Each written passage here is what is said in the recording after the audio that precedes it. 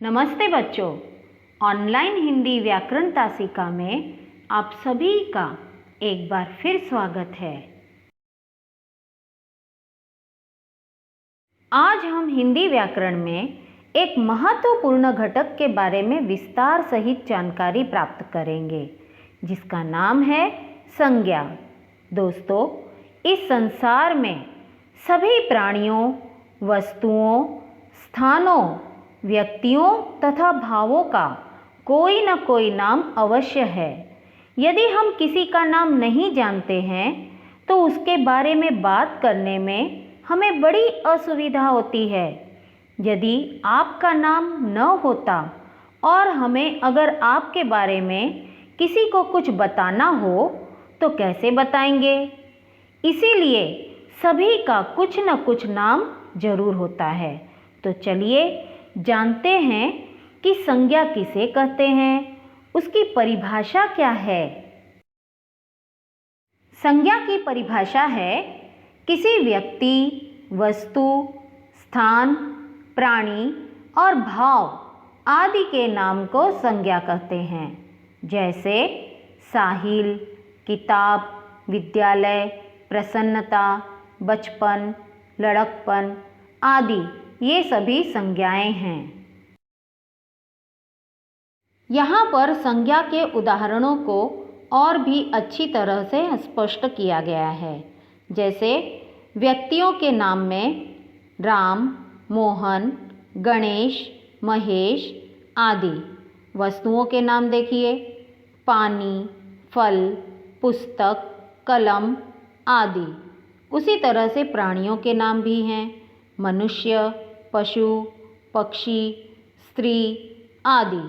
भावों के नाम भी होते हैं, अच्छाई, बुराई, प्रेम, झूठ आदि। उसी तरह से स्थानों के भी नाम हैं, गांव, शहर, दिल्ली, आगरा आदि। आइए अब जानते हैं संज्ञा के भेद। संज्ञा के कुल 5 भेद हैं। पहला व्यक्तिवाचक संज्ञा, दूसरा जातिवाचक संज्ञा, तीसरा भाववाचक संज्ञा, चौथा द्रव्यवाचक संज्ञा, पांचवा समूहवाचक संज्ञा। संज्ञा के सभी भेदों के बारे में अब हम बारी बारी से जानते हैं। पहला प्रकार है व्यक्तिवाचक संज्ञा। जिन शब्दों से किसी विशेष व्यक्ति, विशेष स्थान, विशेष वस्तु आदि के नाम का पता चले, उन्हें व्यक्तिवाचक संज्ञा कहते हैं। यहाँ व्यक्तिवाचक संज्ञा के कुछ उदाहरण हैं। जैसे विशेष व्यक्ति के रूप में श्री नरेंद्र मोदी, स्वामी विवेकानंद। यहाँ हम इस तरह से भी एक वाक्य तैयार कर सकते हैं कि श्री नरेंद्र मोदी हमारे देश के प्रधानमंत्री हैं। इस वाक्य में श्री नरेंद्र मोदी शब्द एक विशेष व्यक्ति का नाम है, जो कि व्यक्तिवाचक संज्ञा है। ठीक उसी तरह से विशेष स्थान के रूप में यहाँ पर उदाहरण चित्रों के माध्यम से बताए गए हैं। जैसे दिल्ली, मुंबई, श्रीनगर, न्यूयॉर्क, चंडीगढ़। यहाँ पर मुंबई शब्द को लेकर के हम वाक्य तैयार कर सकते हैं कि मुंबई एक बड़ा शहर है। तो यहाँ पर मुंबई एक विशेष स्थान का नाम है, इसलिए यह व्यक्तिवाचक संज्ञा है। विशेष वस्तुओं के नाम के रूप में रामचरितमानस, चंदा मामा, रामायण, बाइबल, कुरान, इस तरह से यहाँ पर पुस्तकों के विशेष नाम दिए गए हैं, जो कि व्यक्तिवाचक संज्ञाएं हैं। संज्ञा का दूसरा प्रकार है जातिवाचक संज्ञा।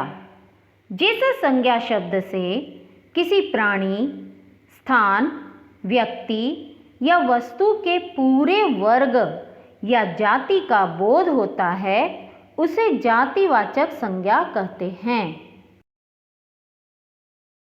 जातिवाचक संज्ञा के कुछ उदाहरण हैं। प्राणी के रूप में जैसे लड़का, लड़की, कौवा, मच्छर, हिरण आदि। जातिवाचक संज्ञा के यहाँ पर स्थानों के नाम के रूप में चित्रों के द्वारा कुछ और भी उदाहरण बताए गए हैं, जैसे देश, शहर, दुकान, बाजार, पहाड़ आदि। वस्तु के नाम के रूप में जातिवाचक संज्ञा के अन्य उदाहरण भी देखिए यहाँ पर, जैसे कार, साइकिल, कपड़ा, खिलौना आदि। संज्ञा का तीसरा भेद है भाववाचक संज्ञा।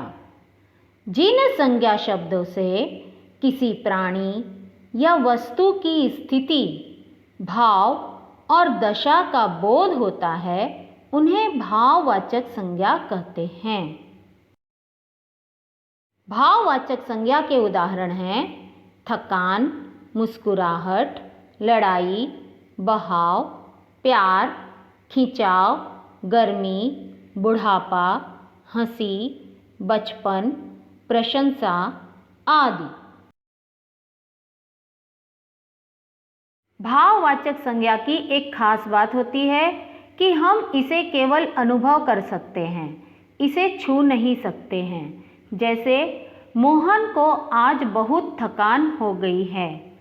माँ अपने बेटे से बहुत प्यार करती है। यहाँ इन वाक्यों में थकान और प्यार, इन्हें हम केवल महसूस कर सकते हैं। ये ऐसे भाव होते हैं जिन्हें हम अपनी आँखों से देख भी नहीं सकते हैं और ना ही हम उन्हें छू सकते हैं। इसे केवल अनुभव किया जा सकता है। भाववाचक संज्ञा 4 प्रकार के शब्दों में प्रत्यय लगाकर बनती हैं। प्रत्यय वे अक्षर या अक्षर समूह होते हैं जिनका अपना कोई अर्थ नहीं होता है, परंतु जब वे किसी शब्द के अंत में लगा दिए जाते हैं तो वे उस शब्द को भाववाचक संज्ञा या विशेषण के रूप में परिवर्तित कर देते हैं। प्रत्यय के मुख्य रूप से उदाहरण हैं त्व, पा, पन, हट, वट, ई, ता इत्यादि। भाववाचक संज्ञाएं बनाने के लिए जिनमें प्रत्यय लगाया जाता है वे हैं जातिवाचक संज्ञा, सर्वनाम, विशेषण और क्रिया। आइए देखते हैं कि प्रत्यय लगाकर भाववाचक संज्ञाएं कैसे बनाते हैं। पहला, जातिवाचक संज्ञा में प्रत्यय लगाकर भाववाचक संज्ञा देखिए कैसे बनती है। मित्र से मित्रता, मिठाई से मिठास। सर्वनाम से भाववाचक संज्ञा बनाने के लिए अपना से अपनापन या अपनत्व, मम से ममता या ममत्व। इसी प्रकार विशेषण से देखिए भाववाचक संज्ञा कैसे बनती है। गरम से गर्मी, वीर से वीरता। क्रिया से भाववाचक संज्ञा इस प्रकार होती है हंसना से हंसी, पढ़ना से पढ़ाई। संज्ञा का चौथा प्रकार है द्रव्यवाचक संज्ञा। जो संज्ञा शब्द किसी धातु, द्रव्य या पदार्थ का बोध कराते हैं उन्हें द्रव्यवाचक संज्ञा कहते हैं। छात्रों, धातु का अर्थ होता है मेटल और द्रव्य या पदार्थ का अर्थ होता है सब्सटेंस। इन चीज़ों को हम नापते या तौलते हैं, इन्हें हम सीधे सीधे गिनती के रूप में गिन नहीं सकते हैं। आइए द्रव्यवाचक संज्ञा के कुछ उदाहरण हम देख लेते हैं। जैसे यहाँ पर पहला वाक्य दिया गया है, यह अंगूठी सोने की है। दूसरा वाक्य है, भैंस का दूध कितने रुपए लीटर है। तीसरा, 2 किलो आटा दीजिए। इन वाक्यों में सोना, दूध, आटा ऐसे संज्ञा शब्द हैं जिन्हें हम गिन नहीं सकते हैं, इन्हें नापना या तौलना पड़ता है। द्रव्यवाचक संज्ञा के अन्य उदाहरण देख लीजिए। जैसे चीनी, लोहा, पानी, मिट्टी, तेल, चाय, अनाज, चांदी आदि।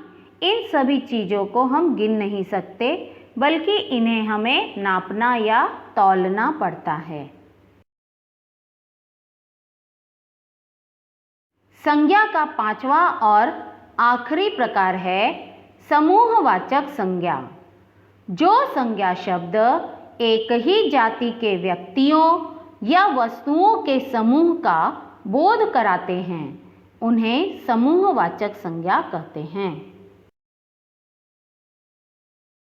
समूहवाचक संज्ञा के कुछ उदाहरण देखिए, जैसे चाबियों का गुच्छा, कूड़े का ढेर, सेना, भीड़, सभा, झुंड, गिरोह, दल, गट्ठर, मंडली, गड्डी, टोली, जुलूस आदि।